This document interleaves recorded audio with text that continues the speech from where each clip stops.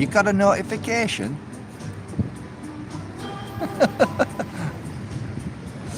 Just about to faint.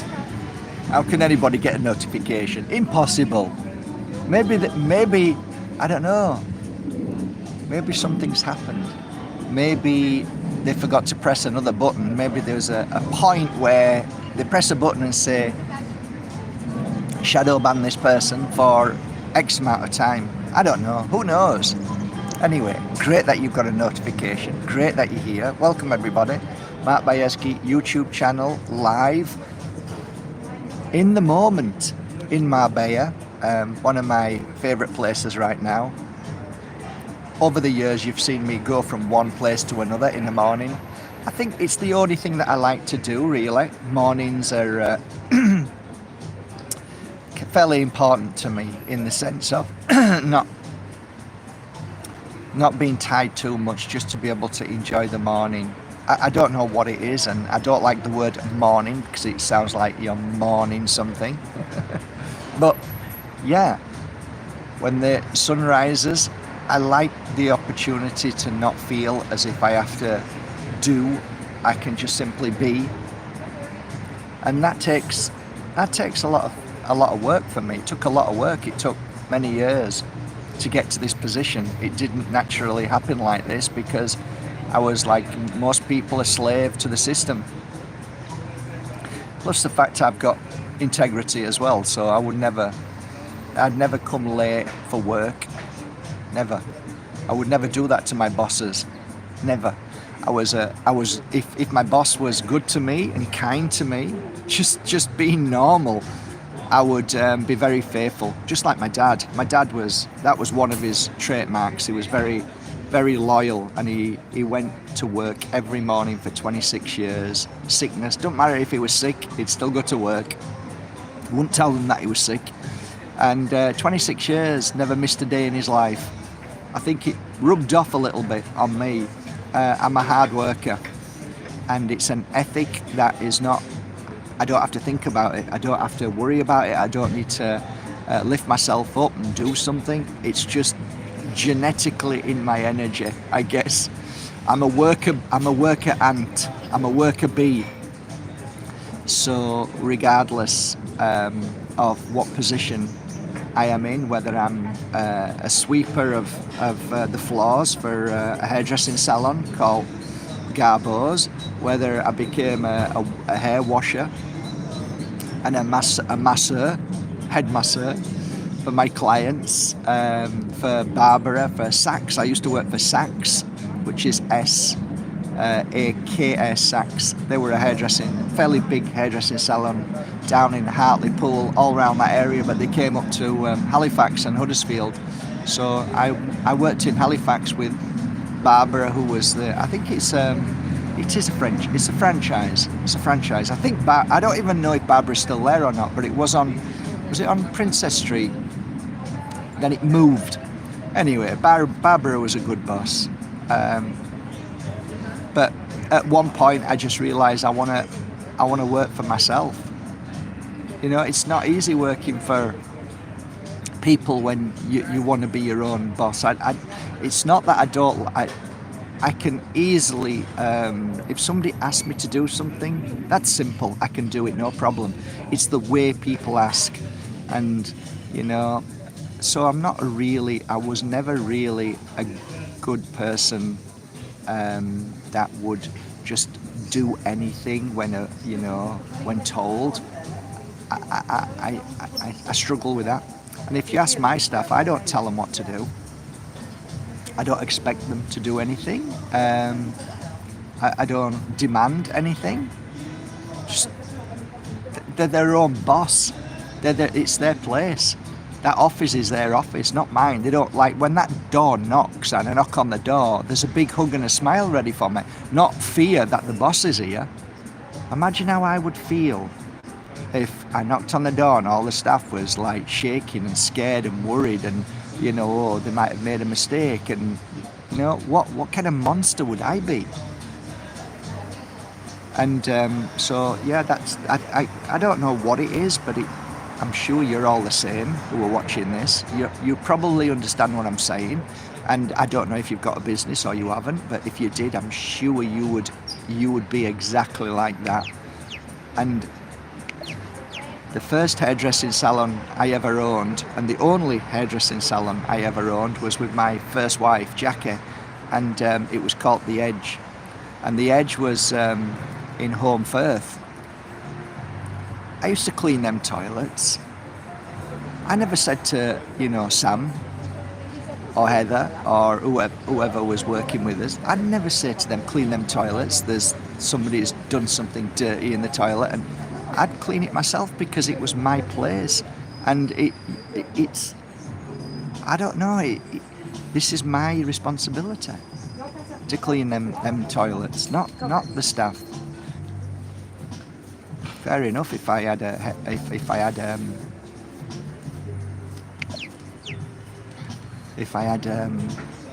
what's it called? Yeah, I had a fish and chip like restaurant. It was a takeout plus sit down. That was called Sharky's Fish Bar. I used to clean them toilets all the time. All the time. Never. Sorry guys, I've got people sat here right next to me now, so it's difficult. I'm sorry.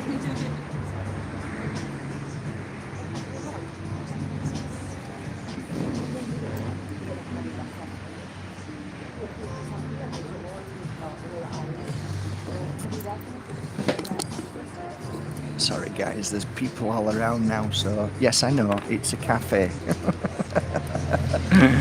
Yes, I know. There's seats there, so people are going to sit in them. I know, I'm not saying anything. It's a good day today. Let's have a nice day. Let's be calm. Enjoy the day. Have a look at these trees. These little tiny trees here behind. So this one's, I think this one's an orange. This one's listen to me, Alan Titmarsh. This one, where are we? This one here is a kumquat. Kumquat, let me grab one.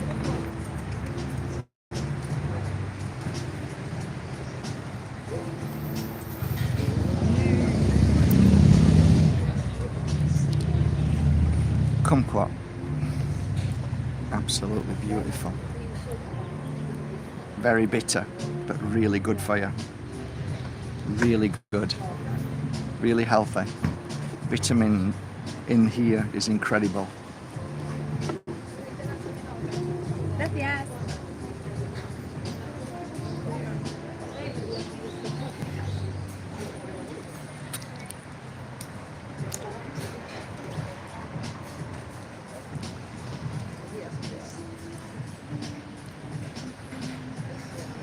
Some people don't like bitter, but bitter is very healthy. In between an orange and a lemon.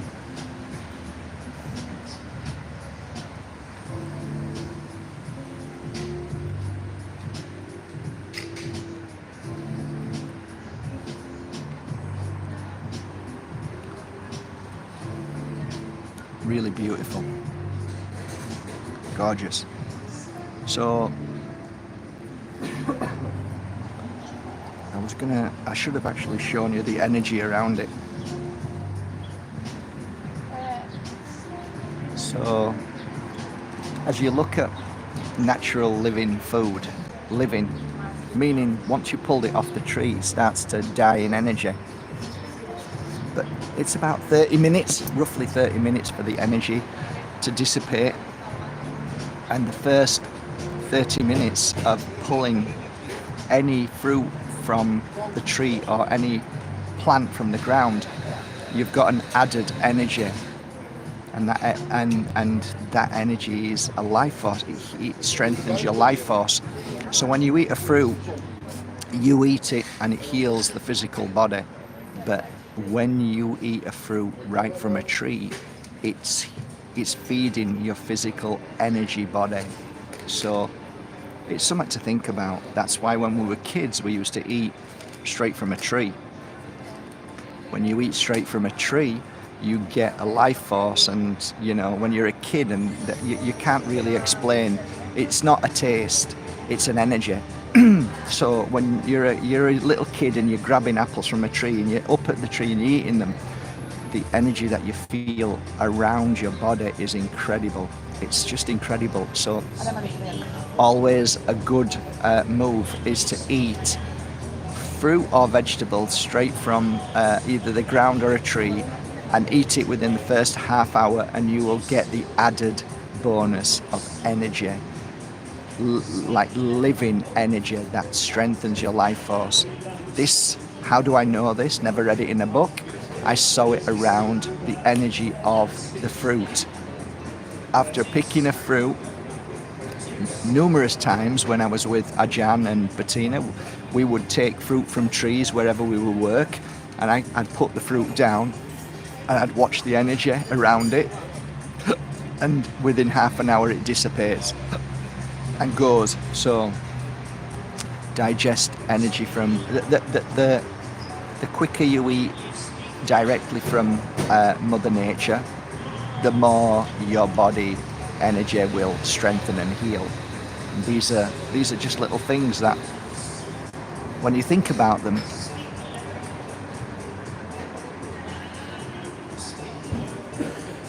when you realize there's dark energy and dark forces and those that don't want you healthy, it kind of makes sense. Then you realize that they don't want you to pick your own fruit. They want you to stay away from it, and they will package it. They will make it. They'll wrap it up in plastic. They'll wrap it up in wax. They'll poison it. They'll do everything they can so that you never get the natural taste and the natural energy from it. So you might be eating an apple which is 6 months old, 8 months old, which of course there's no such thing. If you've ever had a natural apple from a tree, they don't last that long. So okay, I'm going. This guy's listening to everything I'm saying. Annoying. I grab another. Here we go. Look, nobody's here. Look, nobody's here. Here we go. Nobody's here. We're good now. We're good to go. Nobody's here. We've come right out of the way, so we can chat a little bit longer. So yeah, I did a live last night. I was a little bit not feeling on top of the world last night. It's called I'm Only Human. And after a barrage of negativity that's been occurring for at least 4 months, 5 months now, it took its toll last night, especially when somebody had said something about my family. It's like, that's when I get really upset, and I want to find out who that person is, and I want to throttle them.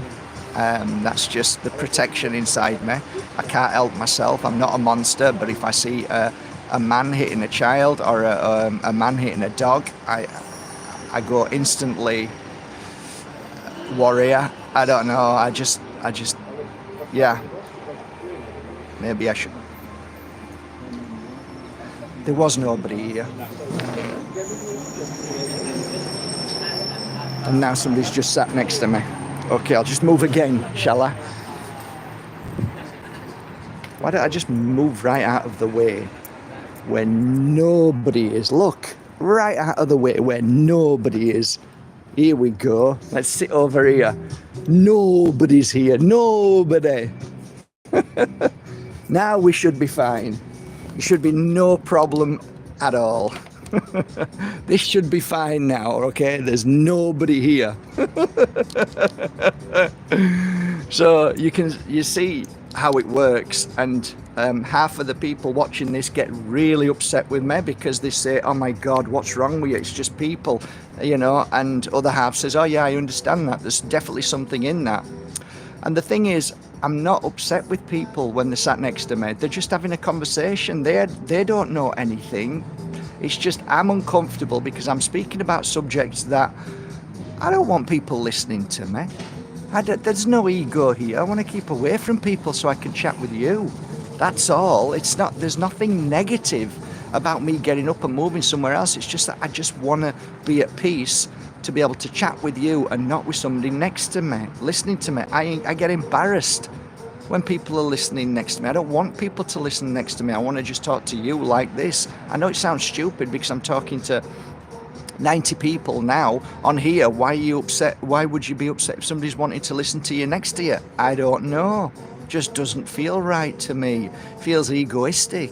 Unless somebody's come to listen to me talk, then that's different. But if somebody sat next to me listening, you know, the guy, just the first seat I was in, the guy next to me was getting closer. I could feel him and hear him listening, getting closer, and it's embarrassing for me.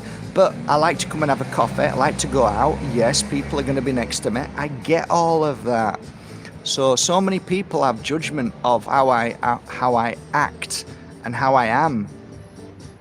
I point out facts. I point out things that happen to give you an idea of, wow, what is that? What is that energy that people are drawn to? And then there's this other thought process to me that sometimes, is it like, if there is the spirit world and they want me to give a message out there, wouldn't they just keep everybody at bay so that you can just be in that flow, because they know that you don't like to have people around you listening to you, coming close to you, because it's embarrassing. So they will keep them away. But imagine now that there's another force in this world, and that force is to disrupt anybody who is trying to uplift and help people with really beautiful messages or something that may help them. And so there's this understanding that there is another force that hijacks, that tries to disrupt, and that's all I point out. I am not doing it for ego. I'm not doing it because I'm angry. Nothing like that. If you know Mark Bajerski, I don't really get angry, only if I'm trying to support or trying to protect integrity, trying to protect somebody who's been abused. Other than that, I'm just a normal guy getting on with life, eating, drinking and meditating. So yeah, working through it. But yeah, this is lovely. This is really lovely. I like it here. I am going to come here again at this part. This is a beautiful part. So I don't know what you're all doing today, how you're all feeling today. I'm feeling a lot better today. I did a very deep meditation last night, very deep, and whew, I wore MOLDAVITE and Tektite last night and did a cleansing meditation that was really beautiful. And then I got some incredible downloads when I went to sleep. Really powerful, vivid things that really helped, really helped. And I met somebody let's call it dream world. Okay, I believe it's our consciousness that is basically meeting other consciousness when we leave the body on a night. And I met somebody last night in my dream, and it was only brief, but it was absolutely incredible. I knew this person, I knew them, and they turned and smiled, and I smiled back, and then something disrupted it instantly. It was phenomenal though, that moment of clarity. And you can't really explain, because just that moment of turning and smiling, there was a download between two consciousness, and I got a lot of information from that, and it's really helped me this morning. And it might take maybe another couple of 3 days to process it and to recall it in its full. It's like a download. It was lovely. It was really lovely, and it was also exciting, fascinating, and there was a lot of rejuvenation in energy. Really good. I tell you guys, if I could ever share something with you which you should work on, that is meditation at night before you go to sleep. heal yourself as much as you can before you go to sleep, and then move into that sleep energy. So nice gentle music, cleanse, clear yourself, work on self-healing, heart, all your body points, chakras, work on all of that, and then gently fall asleep. And it's incredible. It's incredible what happens, what you kind of more remember, and what it's just beautiful. And it should be something that we do every night. It should really be what we do every night, even if it's for 10 minutes before we go to sleep. If we make it a plan that, okay, I'm going to go to bed at say 9:30 or 10, 15 minutes before I'm going to get into bed, or sit next to the bed and do some self-healing and then go to sleep. I mean, if I could recommend anything, that would be it. And there's nothing wrong with, I know you're going to say using oils isn't good in bed because it gets all over the covers, but you can wash your covers. So I put the oils on, and I leave them on belly button, back at the back there, and I wear pajamas, so I have some pajamas because it's cold at the moment here in Spain. So I'm covered up anyway, apart from my head and my crown chakra, but I can always wash my covers. And I'm telling you, it's absolutely incredible. The release, what I got last night when I was like kind of really quite frustrated with humanity. Today's different. Today I'm more, it's because I've let go. Last night I let go of a lot through the healing process. So I feel much better today, and it's amazing how easy it is that you can heal 4 months of, constant barrage of evil coming your way. How easy it is to kind of cleanse and clear that in a day, in a night. So healing is a beautiful thing. Self-healing is a beautiful thing. Last night I said it, and I'll say it's to encourage you to be a self-healer is a beautiful thing. To learn to heal is a beautiful thing. You don't have to be a healer for everybody. You don't have to, put on your website that you're a healer. I understand more now than I've ever understood this. There's been literally thousands of people coming to the Pure Energy Healing Academy who I never truly understood why they never became healers, why they never went out there and did the healing. And they didn't, because they didn't want the intention that I was getting. And I realize absolutely it makes perfect sense, because you get attention which is predominantly very negative. You get some lovely messages, but in the background you get a lot of noise, a lot of anger, a lot of nastiness. I get it. So to be a healer, you've got to be a strong soul. You've got to have some strong energy. You've got to be committed. The 20 years that I was doing healing work, I was attacked from the very first moment. That was by my family most of all, and close friends. That's when it first started. And then it gets worse with other people. It could be teachers that trained you. It could be lots of strangers and nasty. And I get it. I completely get it. But back then, it didn't affect me because I was so in the energy of healing that I was too busy to even focus on it so much. Only when my teacher started being really sending people to basically break my arms and legs, which happened. I was blessed that the guy didn't break my arms and legs. We sat and talked about it, and he was really, really nice. I've mentioned this story before. Literally, she sent Hell's Angels to break my arms and legs. So I've had a lot of shit in my time being a healer. I've had women come up to me trying to strangle me. Didn't even know them. Never even met them in my life, but people tell people shit and easily influenced, like NPCs, and they'll go to war for somebody, not knowing why they're going to war, because they believe what somebody said. And there's a lot of people like that around, a lot of dangerous people like that around. So I've had my fair share of physical attacks. I've had my fair share of close near-death experiences with people who wanted to kill me, not because of my work, not because of I've said anything bad to them, not because it was a bad reading or a bad healing session. It was normally because of real monsters who were really nice staff here. Really nice. What did I just say? Yeah. Anyway, jealous, almost demonic, so-called spiritual people.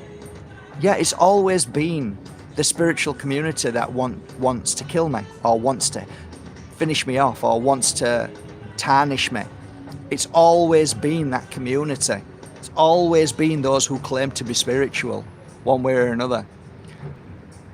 And so last night I was like, pondering, maybe there's a reason for it as well. I know I'm spewing, but the reason for it is because maybe this is the transaction. Maybe it would have to take so much for me to transition into something else in my time that I'm coming up to 60, and maybe really kind of retire in the way that,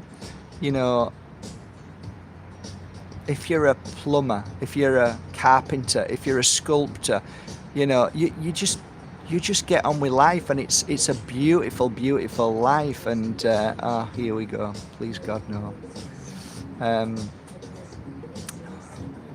It's okay. They're not going to come here. It's all fine. Sending good vibes.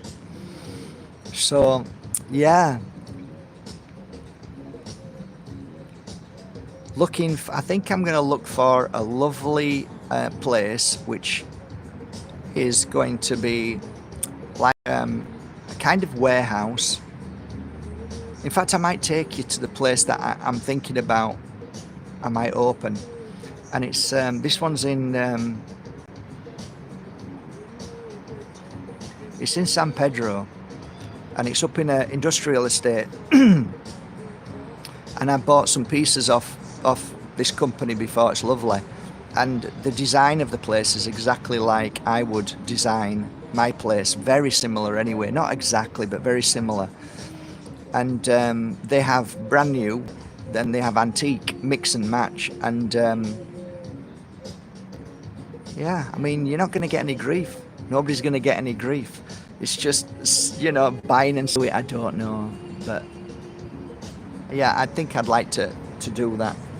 And I've got so much objet d'art. I've got so many antiques. I've got so many beautiful, Indian gods and Balinese carvings. I've got tons and tons of stuff.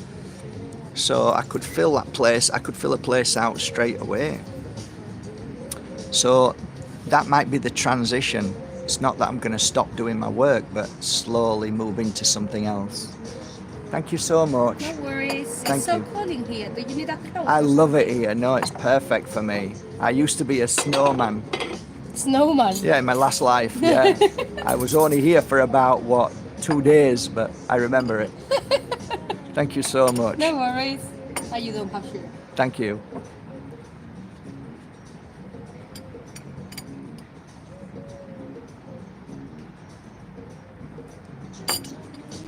So, yeah.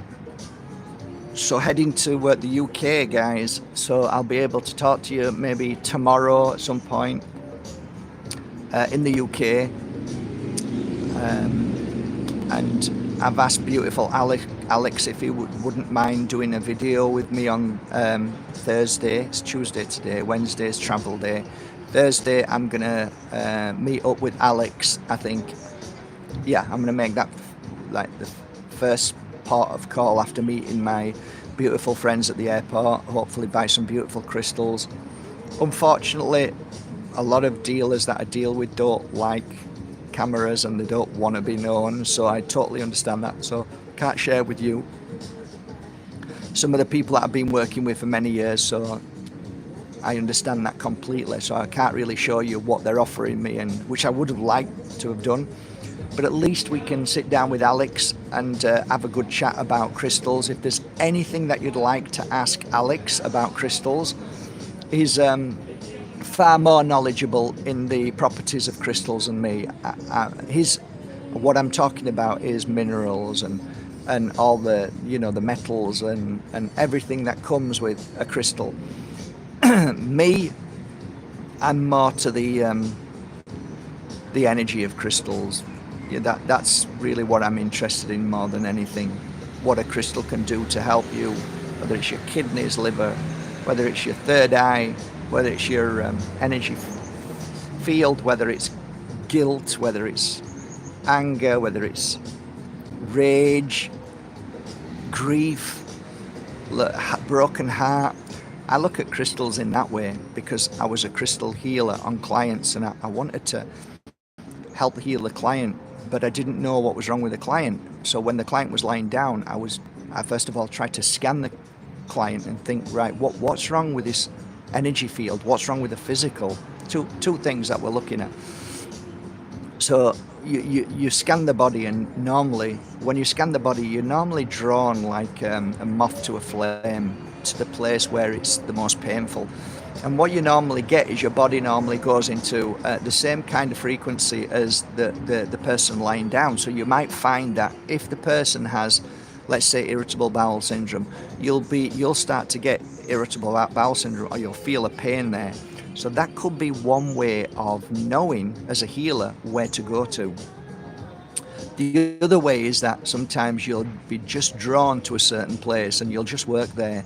Other times you will have confirmation that where you are is where you should be, and that is because of the heat, right? That'll be the heat. You'll feel the heat in your hands and you'll start to get hot yourself. Or you could get very cold. Or you can have pins and needles like in your fingers, and there's so many reactions. And all of those reactions are fascinating, because if I was to write a book about pins and needles or heat or cold, I could identify certain reasons why that was happening. And it goes so deep, it takes too long to explain. It's a full day explaining that. And to healers, it's not that important. What's important is that the job is done and they're away and the client feels better. But I found that when scanning the body and you find that, okay, this is like, okay, let's just say it's the heart, and you're feeling grief in the heart, and you're working on that grief. You're trying to clear the residue and you're trying to clear the pain and suffering that's there, okay? You might be working on two places. So the first place could be that the brain is overloading, thinking about that my client lying down is feeling pain because somebody's passed away. Now, that pain that you feel, interestingly enough, I never really truly understood the time of pain. And the reason why is because sometimes I'd work on like a guy, he might be in his 50s,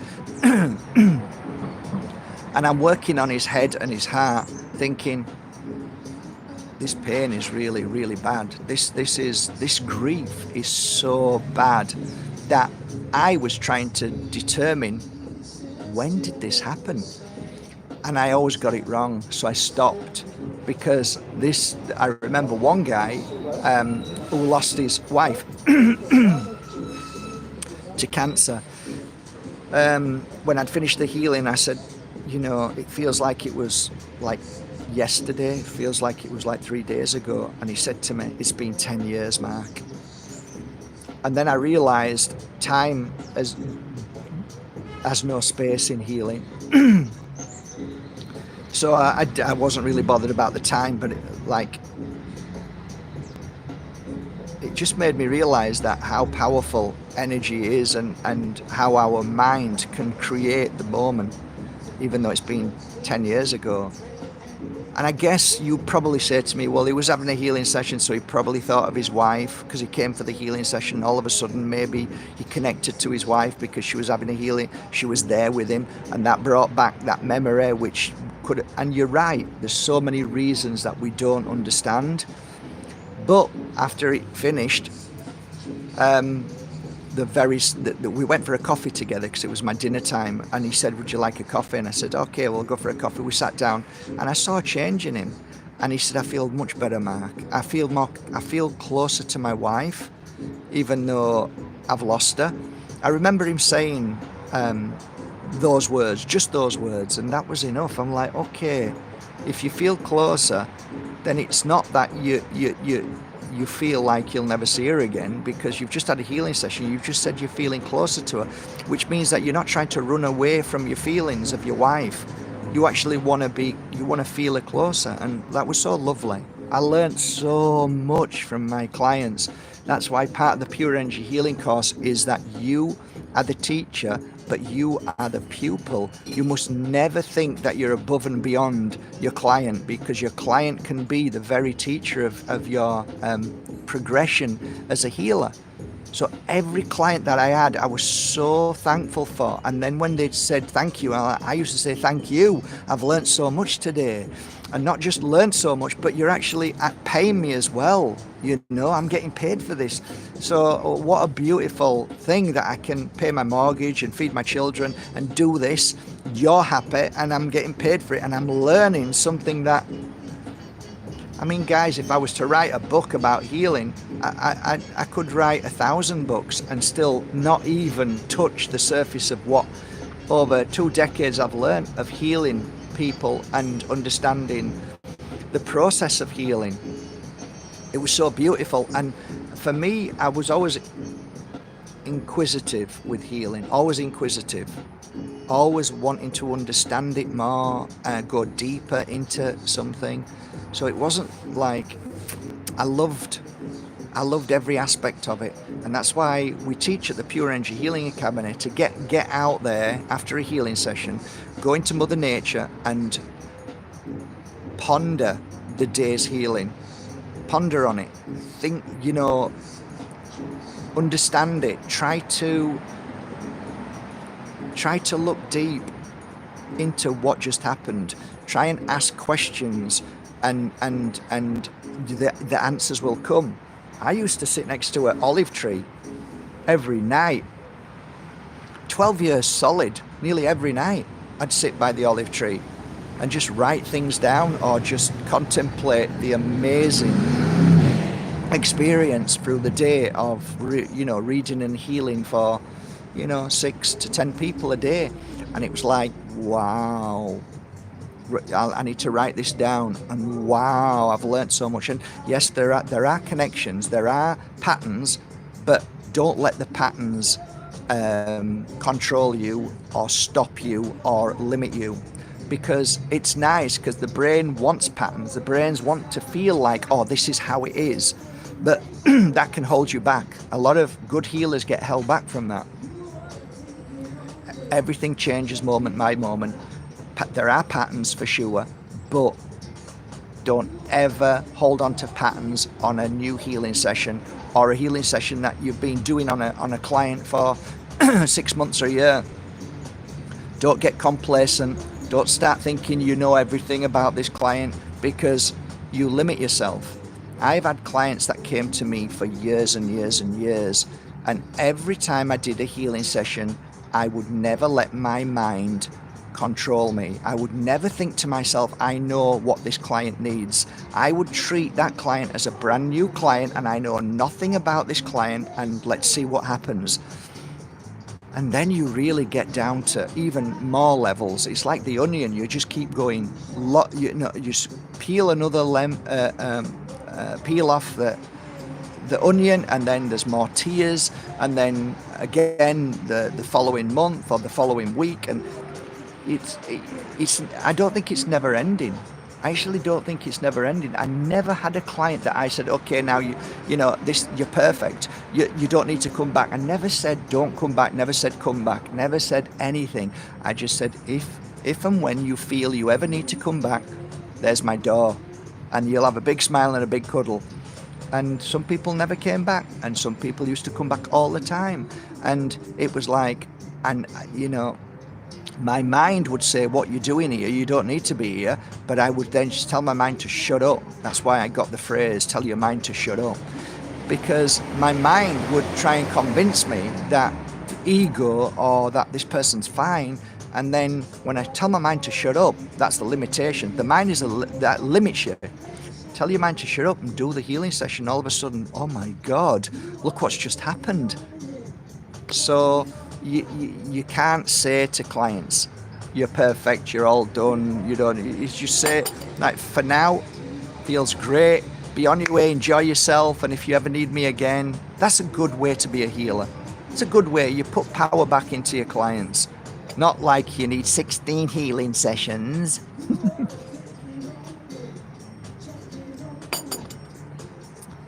So there you go. That's my little chat today.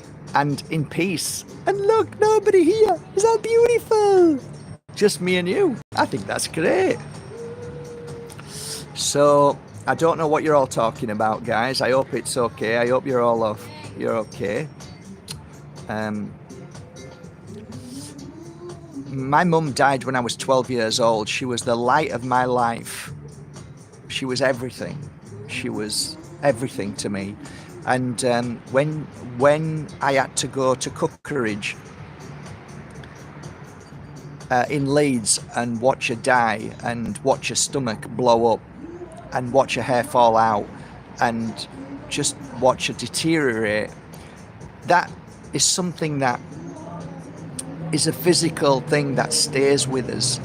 And in time, the memory kind of dissipates unless you bring it back again. Something about the physical has this on and off switch when it comes to trauma. But the point is, I turn that trauma into love, into healing. And like when anybody says, oh, poor lad, you were 12 years old, and I said, you know, if my mum was still alive now, I wouldn't be the person that I am. And also, when my mum died, she became closer to me than I've ever, and she was close to me. And I could feel my mum's presence every day in me, in the way I am, in the way I act, in the way I behave with people, the kindness, the love, the sharing, the forgiveness. That's my mum, and she's in me. She's around me, and I'm part of that. We are one.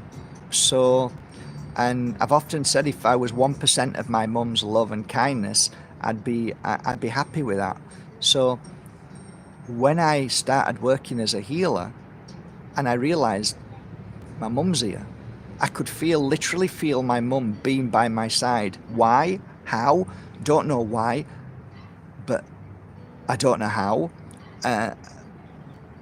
But my mum's here. I can't explain, but she's right here. I can feel my mum like I was in her arms when she was alive. And it isn't a smell. It's just some kind of knowing that she's here. And it's all to do with energy. And eventually you start to feel this energy more and more, and it becomes more familiar, more stronger, more tangible. You can taste it, and it's like, okay, my mum's here now. And there were many times through the healing that my mum would be there. And then at one point, a medium came for a reading, and she said, she sat with me. We were having a coffee at Cappuccino, and she said, Danada, your mum's Danada. And I went, no, Danada means, she doesn't speak Spanish. She's an English lady. She's from Luton, I think. She's Danada. And I said, no. What's your mum? What is your mum's name? I said, Detata. She says, well, I wasn't that far off, were I? I said, yeah. You're right, sorry. Flicking hell, yeah, you weren't far off at all. She said, yeah, she's here. And I says, oh, that's lovely. She says, she's been working with you for years. And I'm like crying. I started crying. I'm like, didn't say anything. She started crying, like not bawling, but just tears coming down. I'm like, I'm not mad. I'm not crazy. This woman doesn't know anything about my mum or me. She doesn't know naught about me. How would she know my mum's name? She wouldn't have a clue. It was nice. It was a nice, and I've had it a few times from mediums who came for sessions, not predominantly mediums that work full time in spiritual churches, but people who have a connection to the spirit world, who feel them, who maybe just don't tell anybody. And that was really nice to have confirmation that my mum works with me. Not that I need it, but it's nice that somebody else can feel it and hear it. Because no matter what, your brain always tells you that you're frigging an idiot, or you're full of shit, or your brain says that you're just making it up, because that's the conditioning, that's the program. That's what the program does to our brain. It stops us from actually really connecting and having that pure energy. And I did. For 12 years, I had that pure energy. Nobody could tell me that I wasn't working with my mum. Nobody couldn't ever say to me after they got up off a healing, after a healing session, and I knew that their grandma were there, or their dog was there, or I felt a horse at the side of them. There were so many miracles that I would do a healing session and I'd feel a horse's head, and I could feel it, and it's like, this is a brown horse with a black patch. So I would do the healing session, right? And at that moment of feeling that horse and its breath and making this noise that I could hear, that the client couldn't hear, I'd go and draw or write down horse, brown with the black nose. And when the client had got up, right, I'd never say anything, and then they'd say my horse had just died last month or last week or yesterday, and I'd say, oh, I'm absolutely so sorry. And there's a bond between, you know, horses and humans, a bond that is very different from a dog, but there is a bond. You can't explain it. If you've worked with horses, you'll understand. There's a different bond. It's a very unusual bond. I'm talking about those that are empaths. I'm not talking about those. I've never understood those that buy a horse and then say, oh, it's 2 years old now and I don't need it anymore, I need another one. I don't understand them people, sorry. Don't get it. It's like me having a dog for 2 years saying, okay, it's outgrown itself, and I have to get rid of it and get another one. I'm talking about those who have true bonds, okay? So the client would get up and then start talking about their horse. And just before they went, I'd say, I felt your horse next to me. I literally felt it. And they'd go, really? And I'd say, yeah, I got up and to write it down. And I'd show it to them, and then they'd burst into tears and say, that's my horse.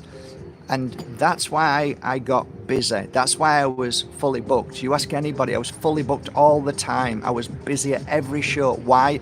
Because people would tell people that this guy isn't full of shit. This guy isn't stealing money off people. This guy is genuine, and he's, you know, people would say, you know, I went for a healing session. I've been so bad for the past 6 months. You know, my wife died or my husband died. And they'd sit with people and talk to them and say, I went for a session with Mark, and that guy in the mountains, yeah, oh yeah, I've heard about him, yeah, he's doing really well now, he's this, that, and yeah, he never charged me, a penny. And then that other person would then get even more angrier, and then they'd find, you just, people are just, some people are just awful in this world, you know. So, and pure energy healing as well. And I'm not saying this for any other reason that, you know, we teach, you know, everything that I've done is what I teach, in the sense of, don't do this if you're about the money. If the first thing you're bothered about is wanting to be famous and rich, fuck off. That's what I say to people. Get on, go away, get away. If you do this because you do it out of love and you want to heal people and make people feel better, then that's it. Everything else comes after. And if it does come after, it doesn't. If it doesn't, no problem. You're doing it because you want to help people.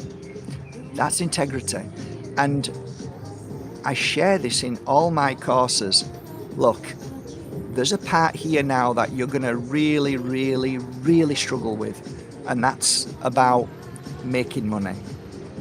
Right? You want to do this, but you know you're going to get grief. You're going to be inundated with nasty messages, people calling you a fraud, a grifter, oil salesman. They're going to call you everything they can, okay? But here's where integrity lies.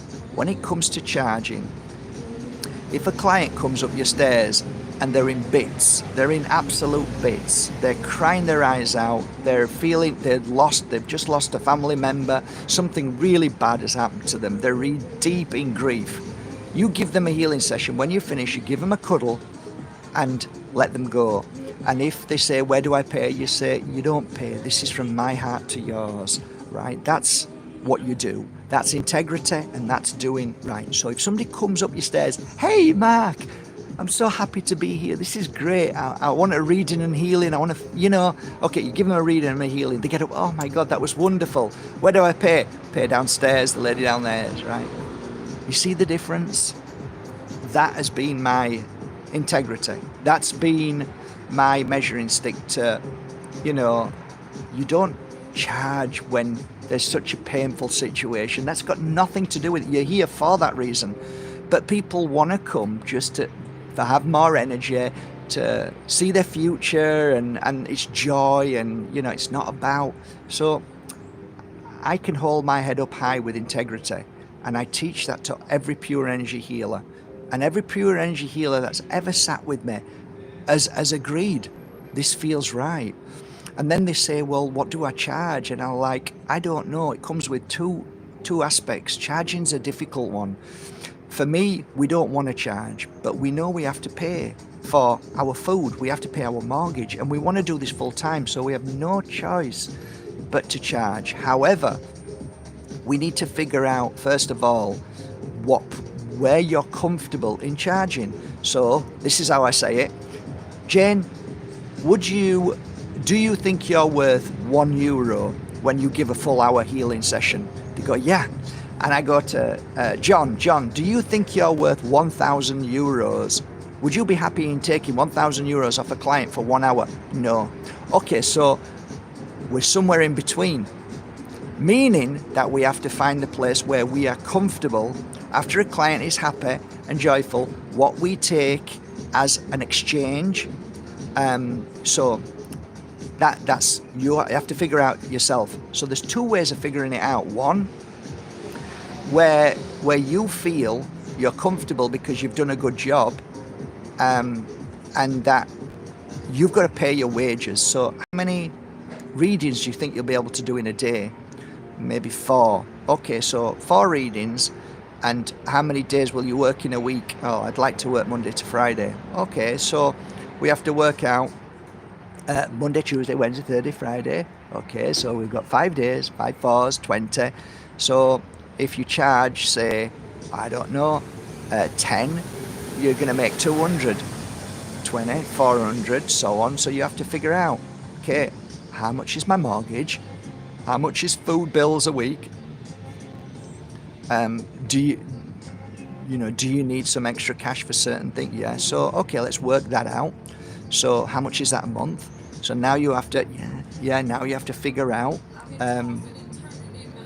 divide and figure out how much roughly you need to make to break even. To break even. Have you got a shop? Do you have to pay for your room? And so on and so on. Do you have products? Do you have things that you have to buy? And so on and so on. Now, how do you feel about the money being put into your hand? Me, I never took money in my hand. Couldn't do it, can't do it till this day. So I worked upstairs and the clients would go downstairs and pay the receptionist. So I didn't have to deal with that. That was really lovely for me. Whenever I did a cleansing in a house, I used to have a box, and I used to open the box, and the clients would leave the money in the box. So I'd say, if you could just put the money in the box. And I always remember the guy who had 26 bedrooms here somewhere in Marbella, 26 bedroom house built by a sheikh for all his wives. He bought it, and I cleansed the house. And when I'd finished, he says, "You don't like touching money, do you, Mark?" I said, "No." He says, "It's really strange that." He says, "You have a problem with money?" I said, "Yeah, especially doing this work and money. It's a tough one for me." And it's always been a tough one for me. It's a personal battle. That's why when people used to say, "Oh, do I pay here?" I said, "No, you pay downstairs." It was so easy because I didn't have to deal with the money. So you have to figure out what works for you. So I started charging 25 euros for an hour session when I first started. And then it went up to 30, 35, 40. Then it went up to 60. And then after about, 12 years, it was 120 for 1 hour and 20 minutes. A bit like you go on to a telephone line and they charge £1 an hour, £1 a minute to listen to somebody giving a same as that, I guess. But yeah, it was 120. And when I stopped doing my readings, because of what happened to me, I kind of had this silent heart attack, and I couldn't do it anymore. It was my sign to say stop the readings, stop the healings. You've done enough. So when I stopped, about maybe a year after, I did something for charity, and I put it out there and said, I'm going to do a healing and reading for somebody, and this is for charity, so whoever wants to bid, the highest bidder. And it was over £500, the reading and healing was. So that might tell you that my 2 decades of reading and healing, still till this day, yesterday, I had somebody, and I have them most days. I know you don't do readings and healings, Mark, but please could you? Nearly every week, all the time, even after 7-8 years of retiring and stopping doing it. So I'm proud of my legacy. I'm proud of being a pure energy healer. I'm proud of helping people to become healers at the Pure Energy Healing Academy, which we have online courses. And I look back on my career as a healer, and I have not one moment of shame. Not one moment of shame. I've got so much love and so many stories of joy and healing and magic and miracles that I could write hundreds of books. I've got stories that I could never tell in a month of Sundays that are inside me, because I hold secrets very well. The only time I share things with you is when my clients say, "Mark, you can tell everybody you want, tell anybody you want my story," right? But I have secrets that I'll die with, because that's what a good healer and a psychic does. They have this bond, and it's an invisible energy of integrity that they hold, and it stays with you. It's like, I don't know. I'm not saying hairdressers are like that, but maybe they are like that. I was a hairdresser. I had tons of stories of people opening up to me, telling me, stuff that, wow, I need to keep to myself. I should never ever mention this. It's an invisible force that doesn't even need to be shared and talked about. It's just something that you would never talk about. And I'll hold that, and I'm proud. Integrity means everything to me. It's the only thing you've got in this world. And it's so easily tarnished. It's so easily mocked and ridiculed by those who don't know you, or those who have just got a dark and devious monster energy that wants to try and hurt anything that's good. And I think that's what this planet is. This planet is filled with light, and it's filled with dark.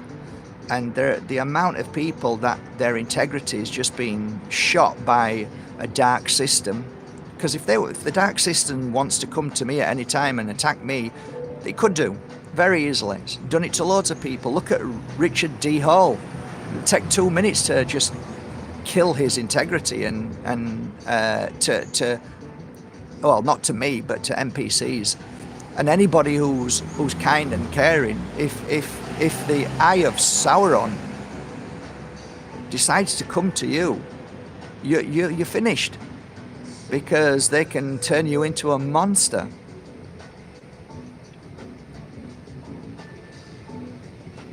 So thus far, I'm very lucky not to have had the Eye of Sauron on me. And yeah, because the Eye of Sauron is a monster, and monsters lie, cheat, rape, do all the worst things in the world, and seem to be, and because of humanity's desire and need for controversy, desire for people being caught, or people, you know, hung, drawn and quartered before they even go to trial. Now it's a case of, it doesn't, facts mean nothing now, absolutely nothing. If the Eye of Sauron says that you're a monster, or you're a cheat, or that's it, you're finished. Doesn't matter about truth. It's gone, because people don't care about truth anymore. People don't care about fact. The world is very dark, and thus that's one of the reasons why I think I'm more inclined now to go and do things inwardly. So I better go anyway, guys. I've got some work to do, so I've talked enough. I hope you got something from this today. I'm wishing you a lovely, lovely day. Take care of yourselves. From the bottom of my heart, shine bright, be amazing, and do your best. Take care. Bye.